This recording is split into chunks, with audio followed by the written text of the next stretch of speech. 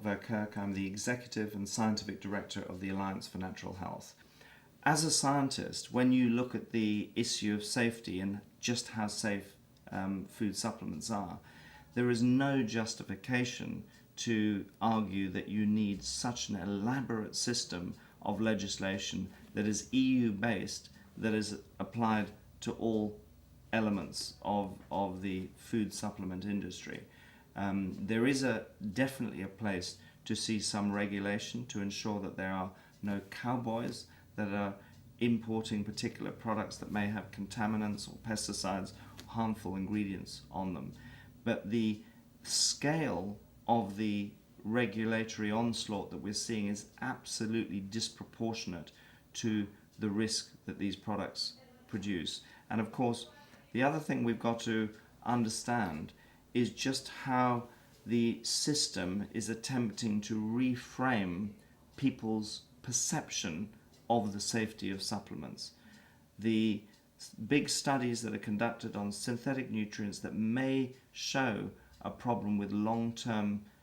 exposure to very high doses of these products is designed to put people off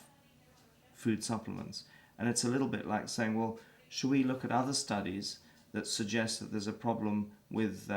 people who consume too much alcohol, for example, and see alcohol banned, or people who consume too much simple carbohydrates and as a result of it develop obesity, so that should put us off food altogether.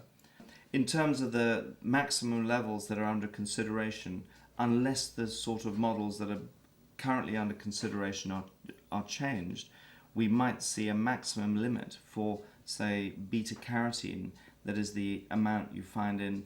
little more than half a large carrot, and the amount of selenium, that is the amount that you find in about 1/3 of a Brazil nut. So these are very, very low levels, and the only basis for those is having this extremely precautionary model that is not valid really for foods. Avid newspaper readers will have seen that there are quite regular articles, often headline articles, that have suggested that supplements either don't work or may be dangerous. The important thing to appreciate about these studies is that they are studies conducted using synthetic forms of vitamins and minerals that are produced by pharmaceutical companies. And the bottom line is that these studies are often completely in conflict from the epidemiological and observational studies that have shown that people who consume higher level of nutrients that can be found in healthy diets or take natural forms of food supplements and dietary supplements have a substantially improved health outcome, particularly in terms of chronic diseases like cancer risk, heart disease risk, osteoporosis, etc.